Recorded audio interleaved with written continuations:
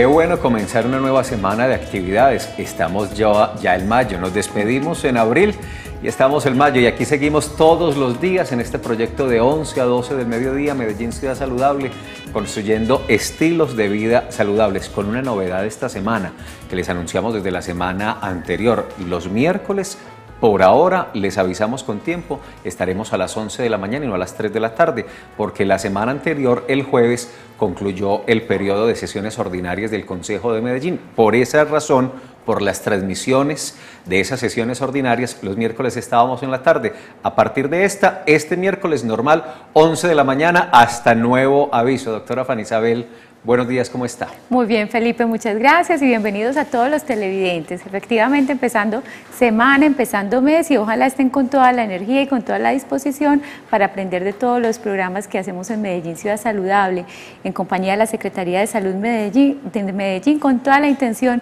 de generar estos espacios donde aprendemos de temas de salud, donde generamos más hábitos de vida saludable, donde queremos que todos tengamos una mejor calidad de vida. Esperamos que hayan tenido un fin de semana delicioso con ese viernes festivo, que hayan descansado mucho, que también por supuesto siempre lo decimos, que hayan aprovechado para construir nuevos estilos de vida, para hacer ejercicio, para ser un poco más conscientes en la alimentación y la importancia de esta para la calidad de vida, en fin, que lo hayan aprovechado de la mejor manera. Y por supuesto que mayo sea un mes muy productivo. Este año se está pasando rapidito, estos meses y estos días se están descolgando muy rápido, por eso hay que aprovecharlos intensamente para construirlo mejor. Si no lo ha hecho, todavía hay tiempo, es el momento de empezar. Esa es la invitación con la cual queremos empezar estas emisiones de mayo. Hoy les traemos en este programa, el Medellín Ciudad Saludable, un tema interesante: alimentación y deglución en personas con discapacidad neurológica. Cuando hablamos de deglución estamos hablando del acto de deglutir, es decir, de tragar. Bueno, es mucho más complejo porque tiene que ver con labios, boca, lengua, esófago, todo ese acto de que la comida o los alimentos lleguen hasta el estómago, pero lo entendemos así para que ustedes tengan una referencia y sepan el tema del día de hoy. Sí, Felipe, gracias por esa introducción, porque es que deglutir es algo que nosotros aprendemos incluso desde el vientre materno. Tragamos saliva, tragamos alimentos líquidos y sólidos, lo hacemos todo el tiempo, pero no nos fijamos en lo importante que es para nuestras vidas. Gracias a ese proceso podemos alimentarnos, podemos nutrirnos bien. Desafortunadamente, algunos pacientes que sufren enfermedades con alteraciones neurológicas como los traumas en la médula espinal después de un accidente de tránsito, de una caída, los traumas craneales, los accidentes cerebrovasculares o derrames, personas que han estado mucho tiempo intubadas, que han tenido traqueostomías, no pueden hacer bien este proceso de la deglución, por lo tanto su nutrición y su alimentación se ve alterada y la recuperación entonces sería muy compleja. Afortunadamente hay diferentes estrategias y hay disciplinas que se dedican a la recuperación y rehabilitación de estos pacientes con excelentes resultados. De eso vamos a hablar hoy. Yo sé que muchos de ustedes pueden tener familiares, conocidos, amigos o personas en la casa con estas dificultades, entonces importantísimo prestar atención al día de hoy al programa. Como para nosotros es un acto prácticamente inconsciente, sí, no entendemos la dificultad y la importancia que esto genera en esos pacientes. Solo quienes son sus cuidadores o familiares cercanos entienden la importancia y las dificultades realmente que se enfrentan para estos temas, y tiene que ver, por supuesto, con un asunto que va mucho más allá y es con su nutrición. Son diversos los factores y las dificultades para estos pacientes con discapacidades neurológicas son de todo tipo, desde la misma compra, la preparación, el servido, el llevar el alimento a la boca, masticar, tragar, deglutir, hacer el mismo proceso de absorción, requiere situaciones complejas, se vuelve realmente difícil. Ese es el tema que les traemos hoy, con orientaciones, con una persona muy experta en estos temas y cuáles son los elementos que debemos considerar. De esta manera, con esta pequeña introducción que ya vamos a profundizar un poco más, antes de saludar a nuestra invitada, les damos la bienvenida a Medellín Ciudad Saludable.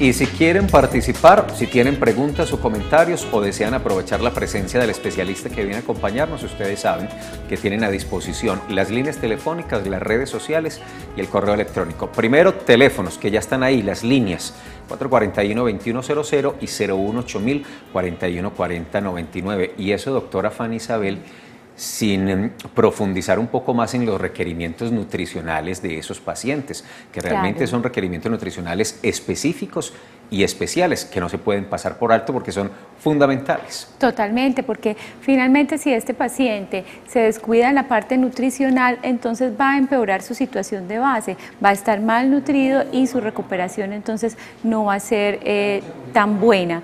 La idea es que esta disfagia, que es la alteración en el proceso de la deglución, la dificultad para tragar, se puede manejar afortunadamente de diferentes formas. Hay que aprenderla a identificar y hay que aprender a hacer adaptaciones de esa alimentación para que el paciente tenga una calidad de vida, obviamente sus cuidadores también, para que él pueda aprender a comer nuevamente y a disfrutarlo como lo hacemos todos nosotros, y así todo el proceso desde su casa para alimentarse sea mucho más fácil. Ahora, hay una relación muy compleja pero muy estrecha, doctora Fanny Isabel, entre alimentación, nutrición y el sistema nervioso central, que varía como la percepción en muchos aspectos. Por ejemplo, tema de textura, olor, sabor, color, la regulación del apetito, cuándo da o cuándo se tiene o no apetito, las habilidades manuales para llevar el alimento a la boca, la cantidad de alimento en la boca. Todo esto cambia,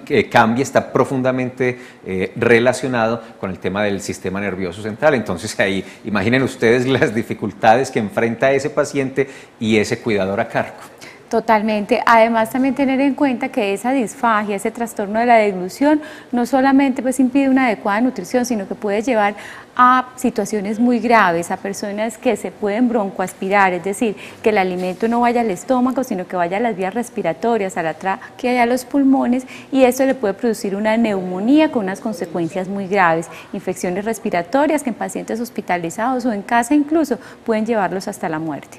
Cuando les dijimos ahorita de los factores y lo que explicó la doctora Fanny Isabel, se dieron cuenta, son múltiples las causas que generan este tipo de discapacidades, y el tema realmente de alimentarse, de nutrirse, es una duda y una preocupación permanente para las familias y los cuidadores. Veamos este informe.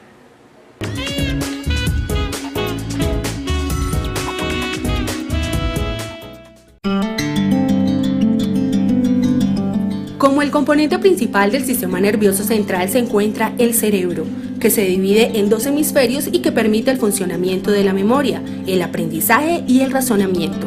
En ocasiones, algunos factores genéticos, la interrupción repentina del suministro de sangre a una parte del cerebro o la degeneración progresiva de las neuronas pueden provocar una discapacidad neurológica, un conjunto de afecciones que, debido a su incidencia en zonas cerebrales, pueden complicar en quienes la padecen la facultad de adquirir, manifestar o expresar conocimientos, y además afectar las actividades motoras y sensoriales. Para los cuidadores y familiares de quienes padecen estas enfermedades, es normal que se manifiesten dudas en cuanto a cómo debe realizarse la alimentación, pues conocer las técnicas que se deben llevar a cabo para que sea balanceada y adecuada en los pacientes evitará una desnutrición o malnutrición.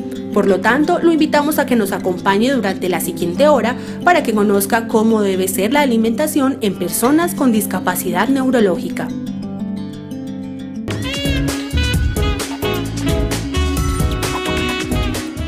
Como les contaba ahora, afortunadamente hay disciplinas y especialidades como la fonoaudiología que se encargan de dar una valoración rápida y también una orientación, un diagnóstico a aquellos pacientes que tienen una discapacidad neurológica y además tienen estos trastornos, esta disfagia, y así poder ayudarle a todos los cuidadores y a todo el personal, porque es equipo interdisciplinario generalmente, médico, nutricionista, fonoaudiólogo, enfermeros, los que están a cargo del paciente deben estar hablando el mismo idioma toman el tema de este tratamiento para que el paciente se pueda recuperar más fácil y para que se vaya para la casa en unas condiciones muy claras. Importante también aprender a reconocer cuando un paciente tiene esta disfagia, cuando tose después de los alimentos, cuando su tono de voz empieza a cambiar, cosas muy sencillas que nos pueden ayudar a detectar que el paciente tiene un problema, buscar ayuda y evitar consecuencias graves. Siguen apareciendo en pantalla las líneas telefónicas para que aprovechen el programa de hoy y hagan sus preguntas. También están las redes sociales,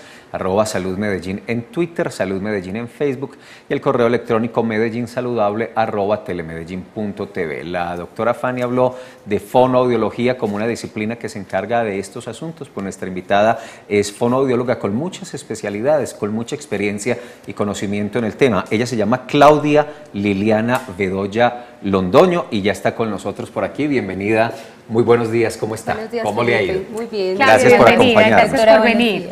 Mil gracias por invitarme. Claudia Liliana es egresada de la Universidad Católica de Manizales, es especialista en logogenia de la Universidad de México, en terapia miofuncional del CES, en entrenamiento en disfagia de la Universidad Santiago de Cali y actualmente trabaja en la unidad de rehabilitación motora sensorial y del lenguaje del Instituto Neurológico de Colombia, un aliado muy importante de este programa para temas muy específicos como el que desarrollamos esta mañana. Pues gracias por acompañarnos. Y lo primero quiero que me explique, porque ya hablamos de la disfagia, ¿qué es la logogenia? La logogenia es un método de comunicación para las personas con hipoacusia o con sordera profunda. Entonces es otra lengua más, o sea, es la manera de comunicarse a través de la lectoescritura para estas personas. Claudia, cuéntanos por qué es tan importante tener en cuenta todas estas alteraciones de la deglución en nuestros pacientes con discapacidades neurológicas. Bueno, lo más importante es identificar qué tipo de disfagia tienen. ¿Para qué? Para evitar, como ustedes lo han mencionado, pues alteraciones en la nutrición y específicamente también en las vías aéreas, en la vía aérea superior, o sea, para evitar de pronto aspiración y con eso llegar a hacer cuadros respiratorios importantes, incluso neumonías. Además, es pues, la alimentación tiene un contexto social muy importante. Claro. O sea, en nuestro medio se celebra todo a través de la comida. A través de la comida, sí. Entonces hay un cumpleaños y vamos a comer una torta, entonces para no generar aislamiento en los pacientes. Qué bueno. Pasemos por favor a la sala y seguimos Sigue conversando Claudia, de estos temas. Gracias. Dale, Claudia. Bien pueda, doctora Fanny Isabel. Recordemos, Claudia, por favor, aunque la doctora Fanny lo dijo desde el comienzo, cuáles son los pacientes que caben como en esa categoría de las discapacidades que estamos hablando hoy y que presentan esta dificultad. Bueno, generalmente todo paciente neurológico en algún momento va a tener trastorno de su deglución, ¿sí? En cualquiera de sus fases que más adelante las podemos mencionar, pero es muy importante determinar el diagnóstico médico y así se orienta la rehabilitación. Como tú me lo estás preguntando, es especialmente en pacientes con Parkinson, con enfermedades desmielinizantes, pacientes con secuelas de accidente cerebrovascular o lo que conocemos en casa como un derrame, sí.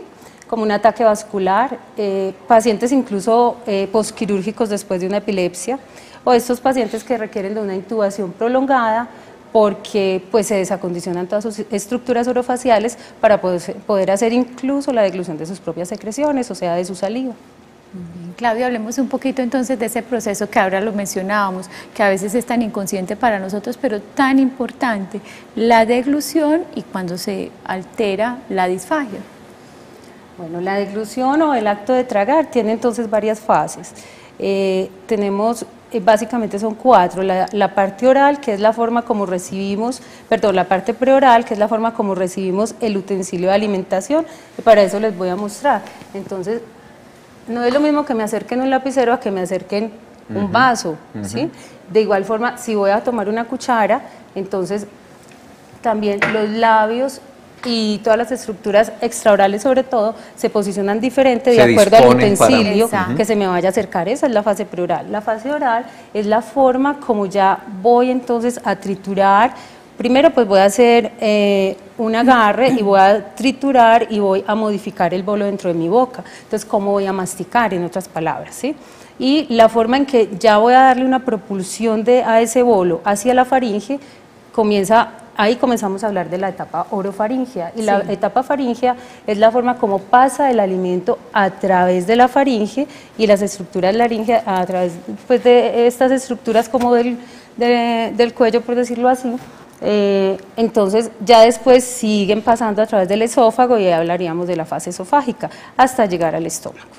Entonces esas son las fases de la deglución normal, que como bien lo decía la doctora, pues están presentes desde la gestación, porque hemos visto ecografías hermosas donde están los bebés haciendo succión de su dedito o la toman precisamente en el momento de la deglución.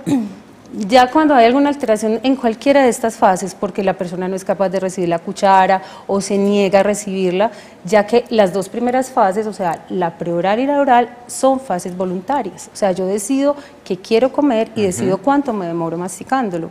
Entonces, si hay alguna alteración, sea en la recepción de los utensilios o en el proceso de masticación, si se me sale la comida, si me quedo mucho rato elaborándolo, si no soy capaz de empujarlo porque tengo debilidad en la lengua, entonces no soy capaz de empujarlo, es la fase oral la que se va a afectar. Y ya si tengo sensación de tos, si me está pasando a través de mi faringe, pues ese alimento, pero se me está quedando, se me quedan residuos en alguna parte, en alguna de estas estructuras orofaringeas, entonces si yo tengo todo mi sistema nervioso central, pues bien estructurado, si no tengo ninguna lesión, ¿qué hacemos todos cuando nos vamos a ahogar? Toser. Tosemos, exacto. Vamos a toser, pero en nuestros pacientes hay que evaluar muy bien si tienen la capacidad de toser antes de brindarle alimento. Entonces, en ese momento ya hablaríamos de una disfagia faríngea. Y si el paciente nos refiere que está muy lleno, que no quiere comer, que de pronto siente que el alimento se le devuelve, podríamos pensar en una disfagia esofágica, ¿sí? Como pueden ver, entonces, tanto las fases normales de la deglución como la disfagia, de acuerdo a la fase que se altere, va recibiendo su nombre. ¿Sí? Entonces son 4 etapas y son también 4 tipos de disfagia: la preoral, la oral, la faríngea y la esofágica. Ya cada una de ellas, doctora, va teniendo unos signos, como bien usted lo estaba mencionando al inicio. Muy bien, Claudia. Bueno, televidentes, les cuento que además para complementar este programa buscamos la ayuda de una nutricionista dietista experta en el tema. Ella es Jerica Guerrero y nos va a acompañar en el transcurso del programa con unas capsulitas y con unas recomendaciones importantísimas desde la parte nutricional. Por ahora vamos a verla hablando sobre cómo debe ser la nutrición adecuada en los pacientes que sufren de discapacidad neurológica.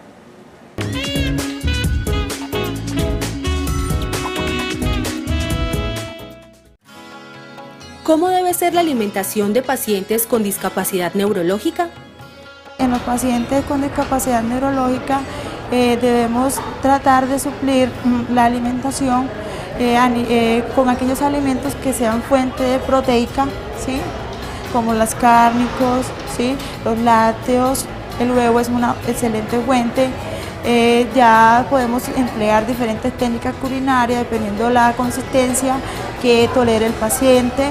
También debemos tener en cuenta el grupo de las frutas y verduras, los cuales vamos a aportar los micronutrientes que hacen parte de los procesos metabólicos que van a permitirnos tener una mejor absorción de los nutrientes a nivel del proceso digestivo, que es tan importante en estos pacientes que tienen todos los factores para comprometer su estado nutricional.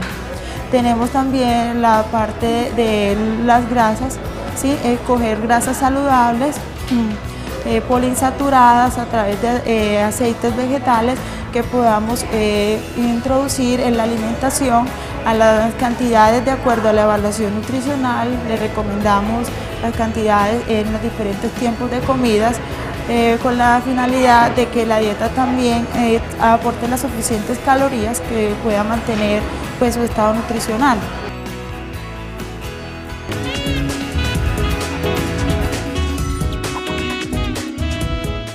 Y con Yérica Guerrero, que es nutricionista y dietista, como decía la doctora Fanny Isabel, vamos a resolver inquietudes que son muy puntuales, pero que son muy importantes para estos pacientes, sus familias y sus cuidadores. Claudia, ¿realmente se compromete mucho en estos pacientes sus estados nutricionales? ¿Tenemos situaciones difíciles producto de estas discapacidades en el tema nutricional? Cuando los pacientes no consultan a tiempo por su disfagia, sí suele pasar. Pero realmente en paciente, por ejemplo, hospitalizado, no nos sucede, ya que pues, es un trabajo interdisciplinario. Entonces, Yérica siempre está muy pendiente, pues, que es la nutricionista de nuestra institución, está muy pendiente de la parte nutricional, de que tengan una ingesta completa, de las consistencias que yo he sugerido y que tengan una muy buena hidratación los pacientes. Ya cuando hablamos de pronto en casa, entonces, si los pacientes llevan, y la familia especialmente, tienen claras las recomendaciones, la forma en que deben de preparar los alimentos y las horas en que se deben de alimentar, la forma en que deben alimentarlo, que eso pues es un entrenamiento que hacemos en el consultorio, realmente el paciente no tiene por qué alterar su estado nutricional. El trabajo que ustedes hacen en terapia, en rehabilitación, ¿en qué consiste y qué logra? ¿Qué resultados logra? Bueno, consisten son estrategias terapéuticas que utilizamos para restablecer el movimiento de las estructuras orales, como lo decías tú, Felipe, o sea, labios, lengua, lo que son toda la musculatura orofacial, todos los músculos de la lengua, de la faringe, y logramos incluso desde controlar la saliva, porque hay pacientes que no pueden controlar bien su saliva, o sea, tienen un babeo constante, se ahogan incluso con la saliva, hasta llegar a comer pues, de todas las consistencias, aunque en los pacientes neurológicos generalmente llegamos a consistencias muy blandas y húmedas, porque son las consistencias más seguras para ellos manejar. En paciente hospitalizado, entonces logramos retirar una sonda nasogástrica, tratamos de no llegar a una vía de alimentación alterna, que es una gastrostomía, una vía de alimentación alterna diferente a la sonda nasogástrica, sino que que es muy invasiva porque es una cirugía que se hace en el paciente a nivel pues, de su estómago para tener allí directamente la entrada de los alimentos. Entonces realmente buscamos que el paciente sea incluido otra vez en su medio familiar, como lo hablábamos al inicio del programa, para que disfrute de todas las comidas que tenemos en nuestro medio. Claudia, es muy frecuente que se presenten las complicaciones secundarias a la disfagia, pues no solamente intrahospitalaria, sino también en la casa por el mal manejo de esas terapias que ustedes le enseñan a las familias. Doctora, cuando los familiares no llevan bien las recomendaciones que les hemos dado, es muy común. De igual forma, previo a la rehabilitación, también encontramos, y es lo más común, encontrar pacientes entonces con neumonía, o sea, porque esa es la complicación de la disfagia más importante a nivel de la vía aérea superior. Entonces, pacientes con problemas respiratorios que pueden llegar a la neumonía y comprometer incluso pues, su condición clínica general, y también la desnutrición o la deshidratación. Bien. Antes de hacer una pausa institucional, la primera en el programa de hoy, regresemos con Yérica Guerrero, la nutricionista y dietista, para que ella nos cuente otro asunto que es estratégico, que es muy importante, y es cómo venderles los alimentos a estos pacientes, cómo hacerlos atractivos, qué acciones hay que tomar para que ellos asuman de buena manera esos alimentos que van a consumir.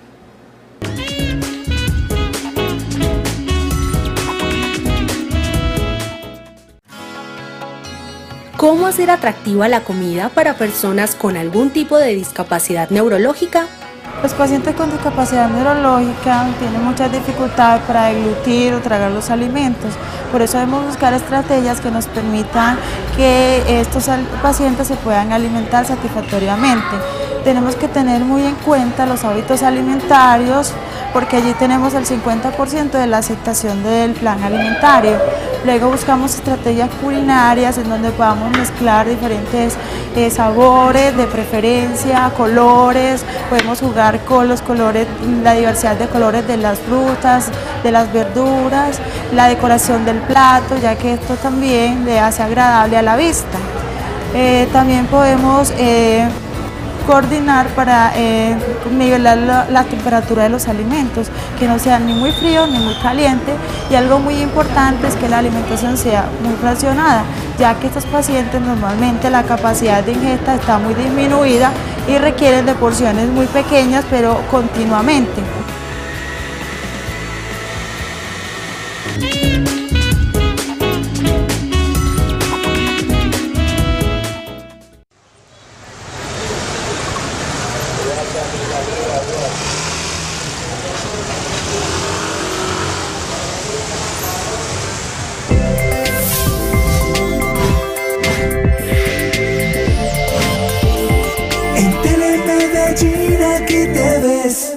Sofíndrome es que Juanita ya no se cree Juanita, sino que se cree Sofía y se quiere meter en el mundo de las caricaturas.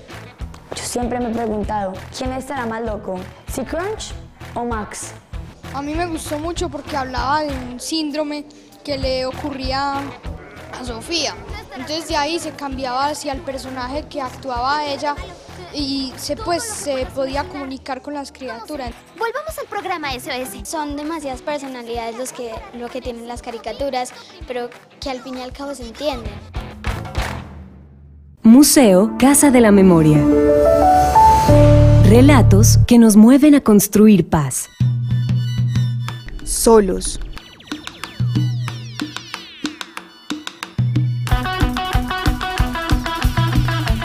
Podemos ser vulnerables. Juntos.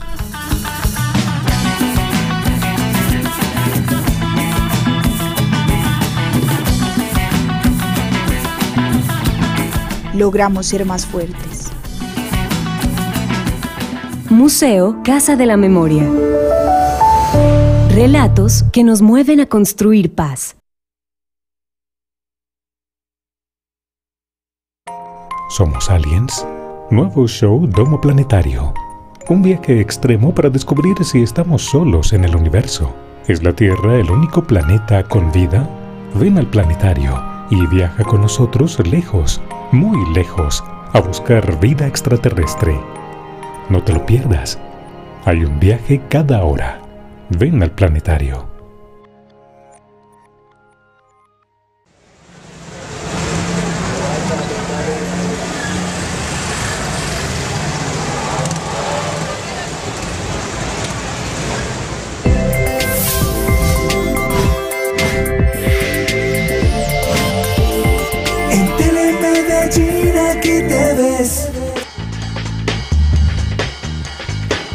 Continuamos en Medellín Ciudad Saludable hablando de las dificultades que tienen los pacientes con trastornos de deglución.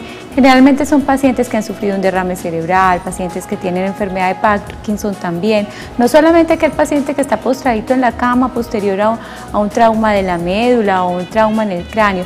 Estos pacientes a veces pasan desapercibidos, empiezan a tener problemas de la deglución y empiezan a tener pérdida de peso, malnutrición, Claudia. Incluso ahora cuando veía a Jerica, escuchaba a Jerica hablando de cómo volver atractivos los alimentos, ellos empiezan a perder los sabores, porque entonces comen ya tan poquito y ciertas cosas que se les olvida lo rico que sabe la comida.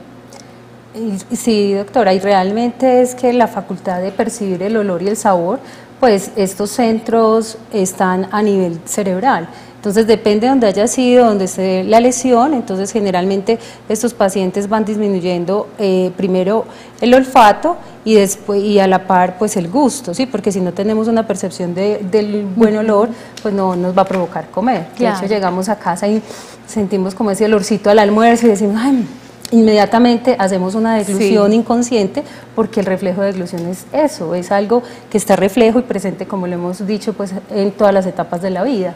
Y si ellos van perdiendo, pero es precisamente porque la disfagia, y pues en este momento quiero mencionarlo, no solo se presenta en adultos, sino también en los niños, en neonatos, que no pues en prematuros, o en neonatos que no hayan desarrollado bien la habilidad de succión, y en niños con o sin lesión neurológica, porque también cuando hay daño estructural, por ejemplo en los pacientes oncológicos o en labio paladar hendido, ¿sí?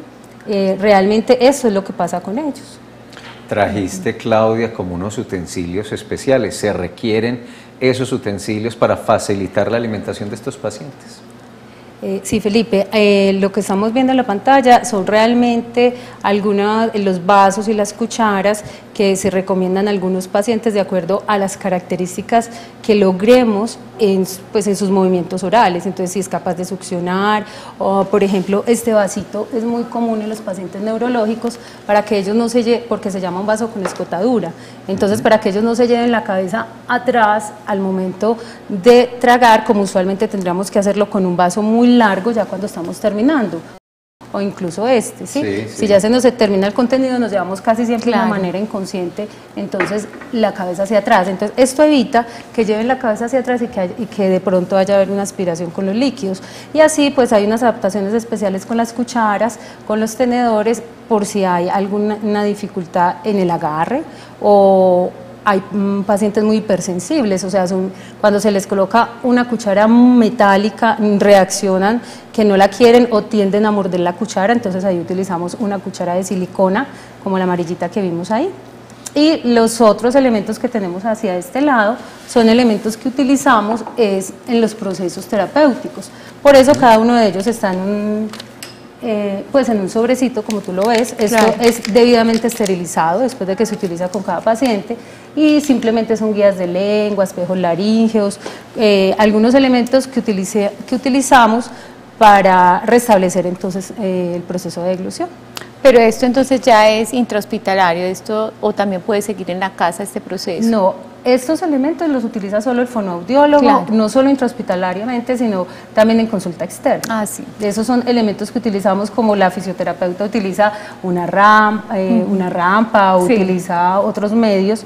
Estos son medios, entonces estos son simplemente utensilios terapéuticos. Perfecto. Así como, por ejemplo, vemos acá algo muy particular y ustedes se preguntarán, ¿y esa cosita para qué? Esa cajita no es para llevarla a la boca completa. Esta cajita es precisamente para hacer algo, contiene algunos pastillitas de sabores, porque como le decía la doctora, entonces van perdiendo el sabor. Entonces vamos colocando estímulos ácidos. Esa se llama la estimulación sensorial, ¿sí? A través de estímulos ácidos, como especialmente el limón, que es muy conocido pues en nuestro medio. Hacemos contrastes con la canela, hacemos contraste con alimentos picantes, pero lo principal es utilizar alimentos y sabores que sean de mucho gusto para el paciente. Sí, o sea que eso es casi personalizado. Yo siempre sugiero preguntarle entonces al paciente qué es lo que más le gusta comer. A la familia y al paciente, cuáles son los sabores que más le gustan, los dulces, los ácidos, los salados, para iniciar a estimular con eso. Exacto. Claudia, saliéndome un poquitico del tema, y me vas a disculpar, nosotros tenemos una audiencia grande de madres, de abuelas que tienen bebés y niños a cargo, que están empezando ese proceso de la alimentación complementaria, y algo que es muy común es que a ellos les da mucha dificultad empezar esos alimentos sólidos, se atragantan, tosen, vomitan, y eso se vuelve a veces muy complejo. ¿Cuáles son las causas más frecuentes de esto y cómo podríamos ayudar en esos casos?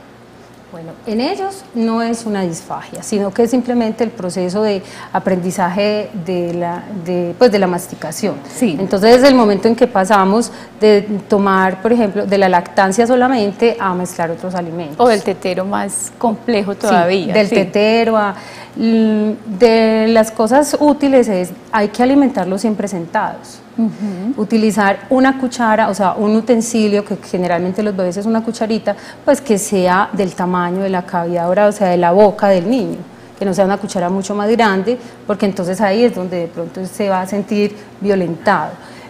Otra pauta es no mezclemos varios sabores, porque entonces ellos están precisamente explorando alimentos nuevos, entonces es importante seguir las recomendaciones del pediatra en su momento y de la nutricionista.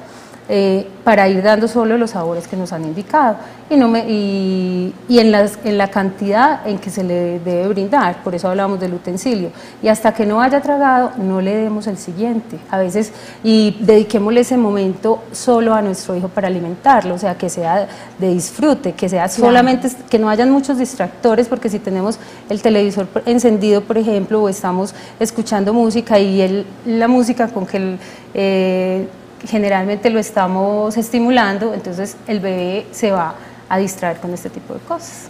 Pero mi siguiente pregunta, Claudia, tenía que ver qué tanto se recupera esa funcionalidad. Se la voy a hacer y lo vamos a hablar con ella, pero quisimos traerles también para este programa una historia, y es la historia de Rosalía Ruiz. Rosalía es la mamá de Edilson, un joven de 20 años de edad que en febrero del año pasado tuvo un accidente de tránsito, y Edilson ha estado en este trabajo de terapia con un grupo interdisciplinario en el que incluso está Claudia Liliana acompañándolo y con buenos resultados. Entonces veamos a continuación cómo ha funcionado la terapia y qué logros, qué conquistas se han dado en el caso de Edilson en su proceso de recuperación luego de ese accidente de tránsito.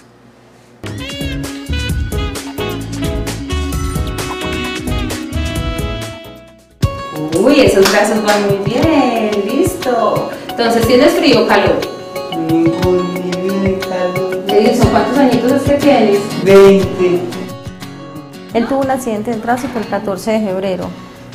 Fue rápido, pues echado para acá, para Medellín, a San Vicente de Paúl. Allá le hicieron todo el tratamiento, se golpeó muy fuerte la cabeza y ese fue el motivo por el cual él no camina. Y hay que hacerle todo porque él depende de mí. Sostén la cabeza con fuerza. Muy bien. Acuérdate que hay que hacer pausas. Él empezó con una sonda. La alimentación había que cocinarla bien, licuarla y luego bien colada y echársela a la bolsita para conectársela a la manguerita, y ya uno le abría la llavecita, ya era gotereadito, todo gotereado, y eran 300 gramos.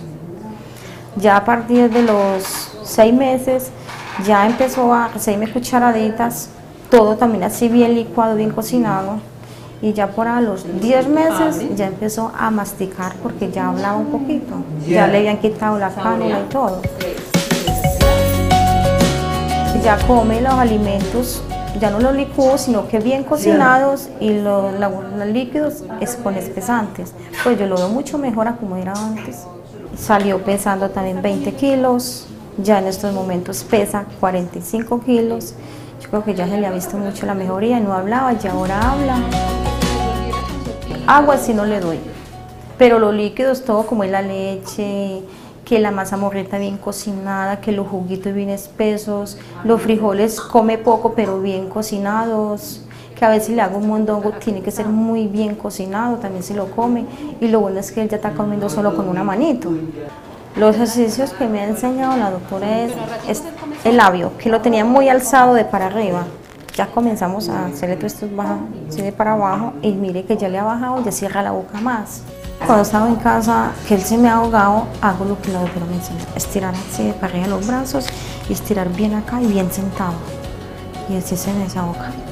Mejorías que le he visto, veo que ya al se le han desconectado las neuronas, ahora últimamente, pues de un día de tiempo para acá, ya recuerda muchas cositas cuando era pequeño. Hay cosas que vivió hoy, no se acuerda el día de mañana, pero yo espero que eso va mejorando. Y el caminar, también espero y hay esperanza de que él camine.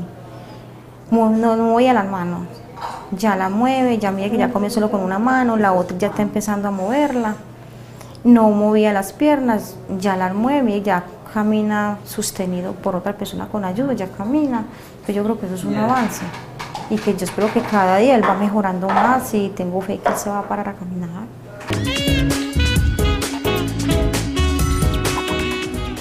Qué bueno este testimonio al que pudimos tener acceso, Rosalía Edilson, en donde ella nos cuenta cómo ha ido avanzando, incluso ya es un paciente mucho más independiente y donde se nota pues que puede disfrutar la alimentación. Tenemos llamada de Diana Castro, se encuentra en el barrio Las Brisas. Bienvenida, Diana, ¿cómo estás? Muy buenos días, ¿cómo han estado todos ustedes? Muy bien, Diana. Muchas gracias. Gracias. Bueno, está muy interesante el programa, de verdad que es de mucha utilidad para todos nosotros los que tenemos pacientes en la casa y que no sabemos en estos casos qué hacer. quisiera preguntarles algo. Es que tengo una familiar que tiene demencia senil, entonces me suceden dos cosas, y una es que se ahoga mucho con los alimentos y la otra es que se queda con los alimentos en la boca. ¿Ustedes nos pueden indicar qué debemos hacer en estos casos? Claro que sí, Diana, muchísimas gracias por llamar y por contarnos esa pregunta, pues hacernos esa pregunta, porque es el caso muy frecuente de muchas personas. Aquí no hay tanta discapacidad neurológica, hay más discapacidad cognitiva, el caso del Alzheimer, por ejemplo, pero empiezan a tener sus problemas de deglución. Claro que sí, precisamente, Diana, lo ideal sería hacer una evaluación por una fonoaudióloga que tenga entrenamiento o especialización en trastornos de la deglución, porque darte una recomendación así muy general no es lo más indicado, porque puedes de pronto con ella, o sea, necesitamos saber precisamente qué tipo de disfagia es la que tiene tu familiar para poderte brindar todas las indicaciones precisas. Por ahora, para el momento en que él se queda mucho con el alimento en boca, si estás segura y le has dado, por ejemplo, una compota o le has dado un yogurcito que sabes que es fácil de pasar, entonces puedes colocarle después de ese bocadito una cucharadita solo untada del mismo alimento, eso lo llamamos maniobra de doble deglución, porque de esa manera entonces invitamos al cerebro a que vuelva a hacer el reflejo de deglución y de pronto lo pase más rápidamente. Pero lo principal es que sea evaluada entonces en fonoaudiología para darte las indicaciones muy precisas, puesto que en el tema de la disfagia estamos trabajando con la parte respiratoria, que como has escuchado a través del programa, es muy delicado que lleguemos a tener pues un problema respiratorio mayor si le damos los alimentos que no le corresponden. Claudia, ¿qué tanto se logra? ¿Qué tanto avance se logra producto de la terapia en estos pacientes, pensando especialmente en su capacidad funcional, en que funcionen bien? El avance es, yo diría que es maravilloso. Este fin de semana, por ejemplo, tuve la experiencia con un paciente que tenía sonda nasogástrica y hicimos una rehabilitación de una manera intensiva, porque es que esa es la clave en rehabilitación, hacer una rehabilitación intensiva, frecuente, y que sean muy juiciosos pues con todos los ejercicios, y llegamos incluso del paciente que no logra tragar la saliva al paciente que llega a comer alimentos, como estábamos viendo por ejemplo en Edilson, que ya en ese momento come todo tipo de alimentos excepto los duros, pero come alimentos sólidos blandos, que es básicamente a lo que llegamos. O sea, de pronto no logran comer maní, ni de pronto comer costilla o la garrita del chicharrón, pues hablando de los paisas, pero se pueden comer todos los alimentos muy blanditos, pues alimentos en unas preparaciones indicadas por la nutricionista. ¿Y los tiempos de terapia son muy amplios, muy largos para unos buenos resultados? Deben ser frecuentes, pero no amplios, porque estamos trabajando con estructuras y con musculatura muy pequeña, entonces no podemos fatigar al paciente y tenemos que trabajar mucho con la parte respiratoria también. Entonces la frecuencia es lo que ayuda. Si hacemos una sesión diaria, ese paciente va a evolucionar más fácilmente que si lo vamos a ver solo 2 veces a la semana o si lo vamos a ver cada 8 días. De hecho, en disfagia no podemos ver un paciente cada 15 días, por ejemplo. No es funcional. No se avanza nada, no se hace nada. No, ahí no se avanza nada. Es cada vez arrancar como de cero. Exactamente. A no ser que ya sea un paciente de mantenimiento, o sea, ahí hablaría de un paciente que ya maneja muy bien todas las consistencias, o sea, toma líquidos, toma sólidos y simplemente estamos dándole un mantenimiento a sus estructuras y le estamos entrenando a los cuidadores para que se mantenga bien en casa. Claudia, ¿cuáles son esos signos importantes que hay que reconocer en nuestros pacientes para saber que están presentando disfagia y poder pedir ayuda o consultar inmediatamente? Los signos son sencillos, o sea, se sale cuando hay babeo, cuando se sale los alimentos de la boca, como nos decía la televidente, cuando se demora muchísimo nuestro familiar en pasar el alimento, o sea, se queda mucho rato en esa parte voluntaria, cuando hay tos antes, durante o después de comer. También hay que vigilar si el paciente incluso no tose, porque la tos no significa que quiera que esté protegiéndose, no siempre. es más preocupante el paciente que come, pero come muy despacio, muy lentamente, no procesa ni disfruta sus alimentos y además no tose, porque no sabemos si realmente tiene este mecanismo que sería como el freno. Yo siempre les digo a mis pacientes, cuando yo me voy a subir a un carro, yo le miro los frenos, si tengo frenos voy segura. El freno para nosotros proteger la parte respiratoria va a ser la tos. Si no tengo tos, si no tengo una tos efectiva, si no soy capaz de toser o carraspear a voluntad, entonces ahí en esa parte a nivel orofaríngeo donde estamos compartiendo sistema digestivo y sistema respiratorio, hay una valvulita que es la que nos permite que el alimento se vaya realmente hacia el sistema digestivo o hacia la vía respiratoria, que es cuando nos atragantamos y decimos, ay, se me fue por el camino viejo. Sí. Entonces, ese mecanismo tenemos que tenerlo bien. ¿Sí? Y si neurológicamente hay alguna lesión que impida que ese mecanismo esté presente, pues en ese momento no debemos de comer. Perfecto. Volvamos con Yérica Guerrero con una pregunta que es muy frecuente en estos casos. ¿Qué es preferible para estos pacientes, los alimentos sólidos o los alimentos líquidos?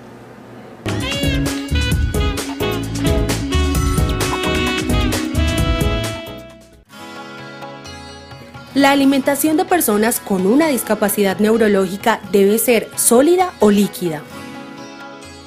Normalmente para definir si la consistencia ideal es blanda o líquida, vamos a requerir de una evaluación por un especialista en deglución que nos permite identificar cuál es la consistencia más segura para el paciente. Entonces, para programar un plan alimentario nos basamos en su concepto y básicamente tenemos dos propósitos: nutrir al paciente y que la alimentación sea segura. Claudia, si en estos pacientes no se hacen terapia, ¿cuáles son como los grandes riesgos que se están corriendo con ellos? El primero de ellos es pues la desnutrición, porque casi siempre las familias tienden entonces a darle mucho coladitas, a darle migados, o sea, se les olvida la proteína porque no son capaces de procesar, entonces no son capaces de masticar el pollo, la carne o el pescado, y entonces baja de peso y pues como consecuencia de esa desnutrición, la baja de peso, la deshidratación, porque es que si noto que mi papá se me está ahogando mucho con líquidos, entonces lo primero que hago es entonces no le demos líquidos, y esa no debe ser, esa no puede ser la medida. Y como hemos ya comentado, pues entonces también los trastornos respiratorios, porque entonces llega el momento contrario, cuando no, es que así se ahoga, él va a aprender a comer, es que él es capaz, no, él es capaz, y le vamos llenando pues como su boquita de diferentes consistencias, vamos mezclando los alimentos sin prever que cuando está tosiendo muchas veces pues también está microaspirando, o sea, microaspirar es que se van partículas pequeñas de alimento a los pulmones y eso va llevando a una bronquitis, después lleva a una neumonía, incluso entonces los pacientes llegan a ser hospitalizados por esta causa. Claudia, dentro de las posibilidades de rehabilitación están los utensilios, pero también es importantísimo la posición para la alimentación. Muchos de estos pacientes están en silla de ruedas, otros están postraditos en la cama. ¿Cuál es la posición adecuada para que puedan recibir los alimentos? La posición en general debe ser sentado. Siempre debemos comer sentados. Manteniendo la cabeza, yo les digo siempre mirando hacia el horizonte o como si estuviésemos en un comedor. Esa es la posición ideal, o sea que en nuestro comedor tenemos los alimentos por debajo del pecho. Nosotros nunca comemos elevando la cabeza, entonces de una manera muy natural, pero muy bien sentados. Ya hay unas posturas muy particulares de acuerdo a la evaluación de cada paciente, si hay déficit laríngeo, faríngeo, si la debilidad es a nivel de los labios, quizás ahí sí sea indicado llevarme la cabeza hacia atrás. Entonces hay varias posturas, doctora, pero debe ser evaluado previamente el paciente. Y hay otras técnicas, esto no es lo único que hacemos en rehabilitación, hacemos estimulación sensorial con sabores alternos, estimulación térmica, donde entonces vamos a utilizar diferentes temperaturas con el cuidado de no lesionar pues al paciente. Podemos utilizar técnicas compensatorias, que es en lo que nos acompaña claramente la nutricionista y es fundamental su trabajo porque ella simplemente yo le informo de las consistencias que vamos a utilizar, pero ella es la que define los contenidos que lleva cada alimento para que al paciente se le facilite pues ingerirlos completamente. Hoy las Diana aprovecharon Sí. el programa. Diana Morales está en Aranjuez. Hola Diana, buenos días. Muy buenos días, Bienvenida. muchísimas gracias. Cuéntanos cuál es tu pregunta. Lo que pasa es que acabo de oír hablar de unos utensilios especiales para darle de comer a los pacientes, pues a estos pacientes en especial. Quisiera saber esos utensilios, ¿dónde los puedo conseguir? Claro que sí, Diana, muchas gracias por preguntarnos. Y es que se ven bastante interesantes. Sí, realmente pues podemos pensar, a ver, en Medellín tengo unas colegas que tienen algo que se llama oromotor, ¿sí? Entonces ellas son las que nos distribuyen a nosotros como terapeutas. Cuando vemos la necesidad, porque tratamos de adaptarnos mejor como a la condición de cada familia y de que ellos adapten en su casa, simplemente los tenemos de muestrario, pero a través de material oromotor conseguimos algunos que son muy específicos. Hay otros que simplemente, como puedes ver, son utensilios que se consiguen en cualquier lugar comercial donde vendan utensilios para bebés, porque generalmente entonces están las cucharas de silicona, cucharas que nos permiten dosificar las porciones. Ahora es muy importante la asesoría previa porque los utensilios a utilizar, según le entendí a Claudia, dependen de las características y las condiciones especiales de cada paciente, ¿cierto? Claro que sí, incluso hay pacientes que pueden seguir comiendo con sus mismos cucharas, especialmente los adultos mayores.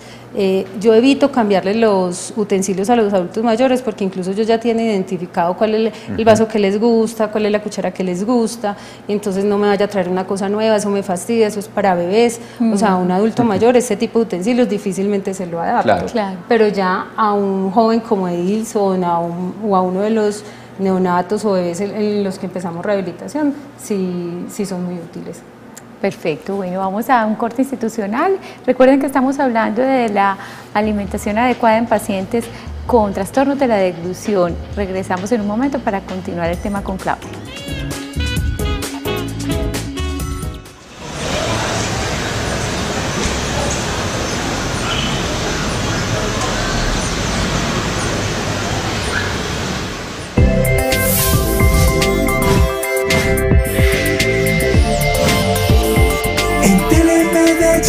Aquí te ves.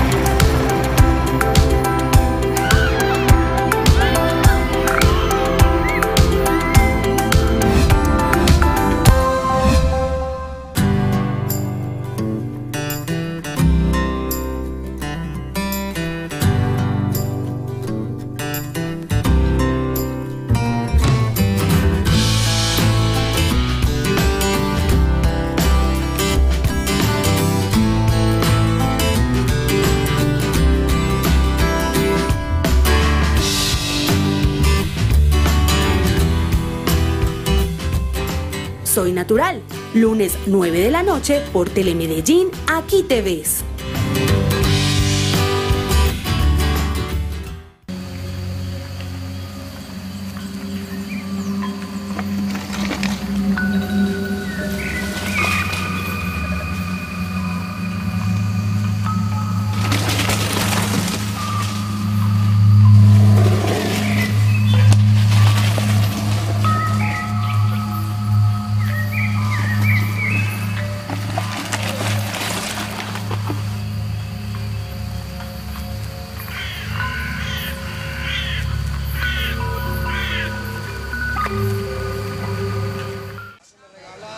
Por favor, la sopa de cerdo,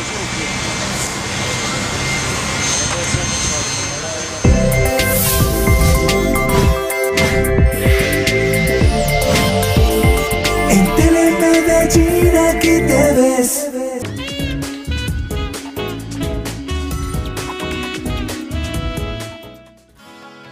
Se debe complementar la alimentación con vitaminas o suplementos? Normalmente cuando el pronóstico es a mediano o largo plazo vamos a tener pacientes que por la misma consistencia de la dieta en la cual debemos emplear unas técnicas como la cocción, el licuado, incluso el colado, todos estos procesos urinarios hacen que parte de los aportes nutricionales que se le calculan al paciente, ¿sí? Al final esté disminuido. Y si lo vamos a evaluar a mediano o largo plazo, tenemos totalmente riesgo de un paciente con déficit nutricional. Por lo tanto, en este caso debemos complementarlo, sobre todo nutrientes tan importantes en los adultos mayores como es la proteína, ¿sí? Generalmente utilizamos una fórmula nutricional completa o podemos utilizar módulos proteicos que nos ayuden a cubrir los requerimientos del paciente. Normalmente nos podemos consumir las vitaminas y minerales a partir de una ensalada, ¿sí? Que sabemos que es cruda, pues tuvo su proceso de lavado y desinfección, pero por ser presentación pues cruda vamos a tener mayor aporte nutricional, pero si ya sometemos estas verduras a cocción y las frutas vamos a tener menor aporte nutricional, lo que si no se suplementa, ¿sí? Vamos a tener carencias nutricionales que nos pueden empeorar el pronóstico del paciente.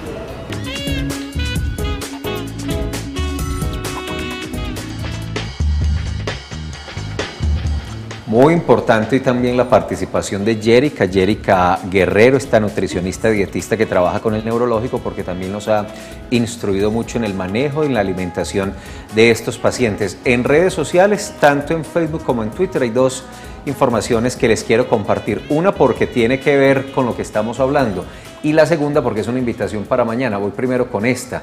Con Salud en el Hogar aprendemos que las personas con discapacidad neurológica necesitan apoyo especial para su cuidado. Explíquele siempre lo que va a hacer antes de comenzar. Hágalo de manera suave y respetuosa. Y está esta fotografía de nuestros equipos de salud en el hogar en una de sus experiencias en el desarrollo de su trabajo. Y hay un tema que es para mañana, es la invitación. Mañana martes 5 de mayo se realizará el seminario de salud visual y ocular. Está dirigido a directores científicos y prestadores de servicio de salud visual. Veo por aquí en el auditorio Plaza de la Libertad, en la Alpujarra, desde las 7:30 de la mañana hasta la 1 de la tarde. Organiza la Secretaría de Salud de Medellín. Para los interesados, pues es la invitación y los esperamos allá desde las 7:30 de la mañana, mañana martes. Muy bien, Claudia, cuéntanos en qué momento se le da de alta entonces al paciente que está en todo este proceso de rehabilitación. Bueno, el alta completamente se da cuando el paciente ya logra alimentarse de una manera independiente y segura y que está consumiendo pues completamente todos los requerimientos nutricionales para mantenerse. Hay que hacer mantenimiento periódico, tienden de pronto a generarse disfuncionalidad otra vez, a retrasar, a perder los avances generados con la terapia. Depende cuál sea la causa de la disfagia. Si es una enfermedad, hablamos de una enfermedad neurodegenerativa, una enfermedad crónica, este paciente requiere de un manejo y de un mantenimiento en el tiempo, y no solamente para él, sino para su familia, porque entonces la disfagia va a ir cambiando. Podemos iniciar con una disfagia preoral, como es el caso del Parkinson, después continuar con una oral y ya después haciendo un poco más compleja, o simplemente mantenerse solamente en una disfagia preoral. Entonces es muy importante, pero si la causa no es una enfermedad neurodegenerativa, sino que es, por ejemplo, un trauma cráneoencefálico, después de que hemos logrado que ese paciente coma de manera segura, pues se va a mantener. Claudia, nos contaron de un evento que tienen preparado para mañana. Cuéntanos en qué consiste y si de pronto algún televidente interesado puede participar. Ay, claro que sí, tenemos el GES, que es un trabajo que se hace cada mes a través del Instituto Neurológico de Colombia. Tenemos el tema central de mañana del GES, es alimentación en paciente neurológico. Vamos a estar entonces Yérica y yo pues como en la parte de conferencias pero realmente este trabajo de alimentación y rehabilitación no es solo nuestro, es un trabajo que gracias a un equipo interdisciplinario donde estamos orientadas principalmente por los médicos tratantes, los enfermeros, la fisioterapeuta, la terapeuta respiratoria, o sea, todos los profesionales de la salud que requieran en ese momento el paciente, pues están allí incluidos y vamos a hablar no solamente de lo que es la disfagia, la parte nutricional, sino cómo relacionamos todo este trabajo con un apoyo fundamental que es de la familia. La ampliación y desarrollo del tema de hoy, Sí. mañana, ¿en dónde? ¿A qué horas? ¿Es Mañana. en el neurológico o es en un auditorio? ¿Es en dónde el evento? No, el evento es en el auditorio del Teatro Lido En el Lido. a las 3 de la tarde. Perfecto. Entrada libre. 3 de la tarde. Es entrada libre, mejor pues quienes lograron hacer su previa inscripción, maravilloso, o si no, bienvenidos quienes quieran ir y ampliar pues todas sus dudas al respecto. Como decimos en Paisa, caiga. Sí, Claudia, muchas gracias. precisamente eso es, Felipe. Muchas gracias por acompañarnos. A ustedes Sí, por mil gracias por invitarme, mil todas las gracias. recomendaciones. A ustedes también por la participación y recuerden que mañana martes nos vemos nuevamente a las 11 de la mañana. El tema seguridad vial, algo que tiene todo que ver con nuestra salud, que es una de las causas de mortalidad y morbilidad más frecuentes en nuestra ciudad. Que pasen una feliz tarde.